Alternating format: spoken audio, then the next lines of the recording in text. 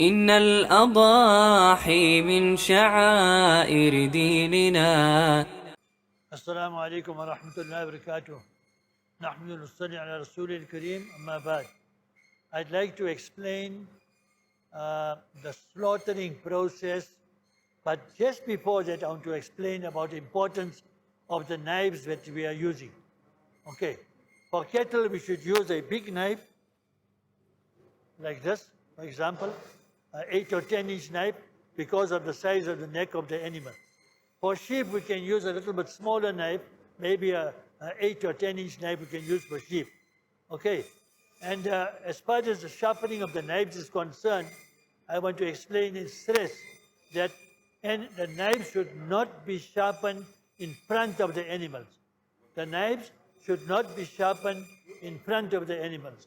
What happens here is that besides physical maltreatment to animals, like when it rains and so on, the mud and so on that we have on the floor, we drag those animals in the mud, we drag those animals in the water, and with the speed also. That is some of the physical malpractices that we're not supposed to do. But besides the physical malpractices, I want to explain something else. Rasulullah Sallallahu Alaihi Wasallam taught us about psychological malpractices. Psychologically, if we sharpen a knife in front of the animal, for example, we take the steel here, for example, the steel. We sharpen the knife in front of the animal. That animal hears the sharpening of the knife. That psychologically, Rasulullah SAW called that one death already. Rasulullah SAW called it one death. So sharpening the knives should be on the round stone, or we should get a black stone and wet that stone and sharpen the knife on that stone. But this is not in front of the animals, but elsewhere. Even in the abattoirs that we are certified by us, by SANHA, all our the slaughter area, no sharpening of the knives is done there. Sharpening of the knives is done somewhere else. So we should keep this in mind. Don't sharpen a knife. Actually, the steel that I use now is not to sharpen a knife. This steel is to keep a sharp knife sharp. This is to keep a sharp knife sharp. That's what they use the steel for. But don't even use this in front of the animals. We should be certain. Another psychological trauma for animals is, besides the one I mentioned now, is that when we slaughter one animal in front of the other animal, this causes major stress to the animal. It's very makruh tahrimi, in fact, to slaughter one animal in front. Should I have a screen in between and slaughter that animal where the other animals don't see. In our abattoirs also we have the screen that we use for the same purpose, that the animals don't see each other. So that's as far as the knives are concerned. The size of the knife I explained, but I want to explain something else also important. Our Shariat is very rich and practical. In the Kitabs of Fiqh they mention, وَيَجُوزُ الذَّبْحُ بِاللِّيتَةِ وَالْمَرْوَةِ وَبِكُلِّ شَيْءٍ أَنْهَرَ الدَّمْ إِلَّا سِنَّ الْخَيْمِ وَظُفْرَ الْخَيْمِ. In the Ibarat, in the text it mentioned there, it is permissible to use a sharp bamboo. Say for example we're in a forest or somewhere, on the desert or somewhere. There's no knives available. Alhamdulillah, we can use a lita, a sharp bamboo or a sharp stone we can use. Sharpen the stone and use it for slaughter. Or anything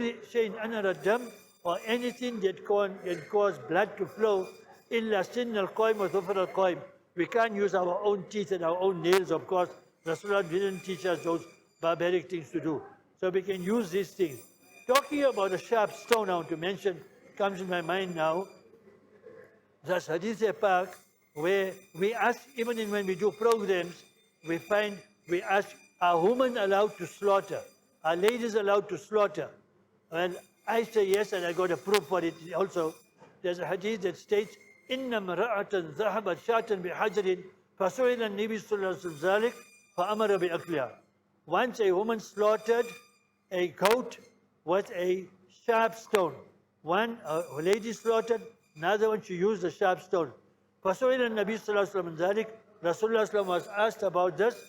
فَأَمَرَ بِأَكْلِهَا. Rasulullah gave permission to eat that carcass, for the people to consume of that carcass. So women are allowed to slaughter only when we go to these big places like Darul Zakaria and Lenasia Livestock, where we are at the moment, and all this. Make sure you are cleared properly, because what happens if you just go with your jeans and so on, and you don't dress properly, then what happens? The ahmiyat, the importance and the sanctity of the Qurbani, which is a very holy thing we are doing, a spiritual thing we are doing, it breaks that and it brings down the thawab of that also. So you should be cleared properly to do that, alhamdulillah.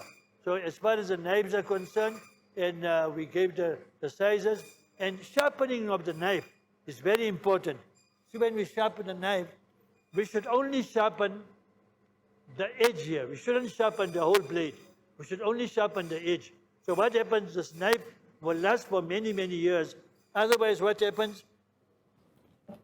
The knife becomes like this. See, when we sharpen and sharpen and sharpen. But just as a matter of information, this knife is looking like this because this knife is used to do the skinning of the animal. It's not for slaughter. When they skin the animal, they use this size of knife, so it's easier for skinning.